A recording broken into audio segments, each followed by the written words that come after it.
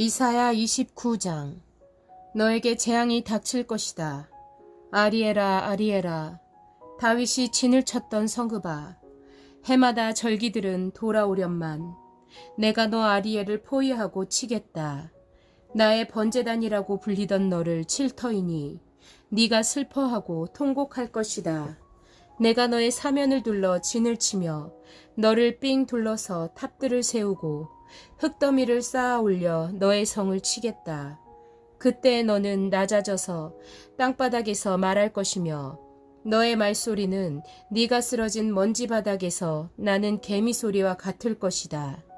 너의 목소리는 땅에서 나는 유령의 소리와 같을 것이며 너의 말은 먼지바닥 속에서 나는 중얼거리는 소리와 같을 것이다.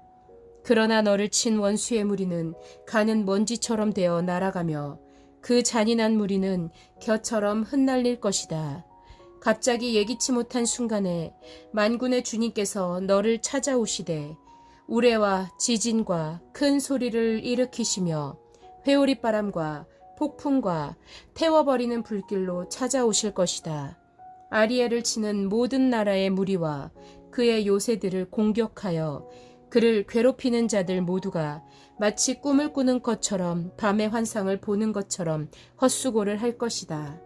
마치 굶주린 자가 꿈에 먹기는 하나 깨어나면 더욱 허기를 느끼듯이 목마른 자가 꿈에 마시기는 하나 깨어나면 더욱 지쳐서 갈증을 느끼듯이 시온산을 치는 모든 나라의 무리가 그러할 것이다.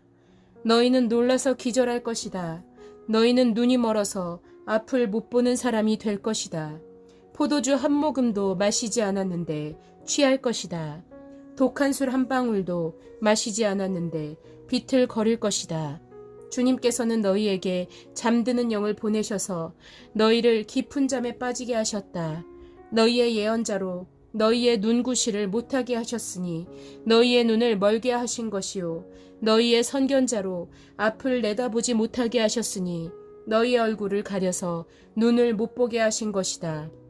이 모든 묵시가 너희에게는 마치 밀봉된 두루마리의 글처럼 될 것이다.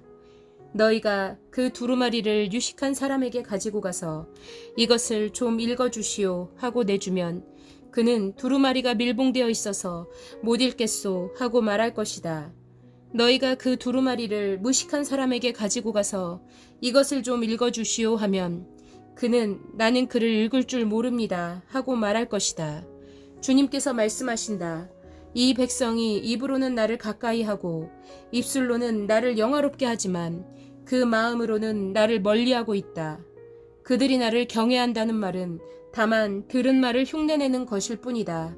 그러므로 내가 다시 한번 놀랍고 기이한 일로 이 백성을 놀라게 할 것이다. 지혜로운 사람들에게서 지혜가 없어지고 총명한 사람들에게서 총명이 사라질 것이다. 주님 몰래 음모를 깊이 숨기려는 자들에게 재앙이 닥칠 것이다. 그들은 어두운 곳에서 남몰래 음모를 꾸미는 자들이다. 누가 우리를 보랴, 누가 우리를 알랴 한다. 그들은 매사를 거꾸로 뒤집어 생각한다.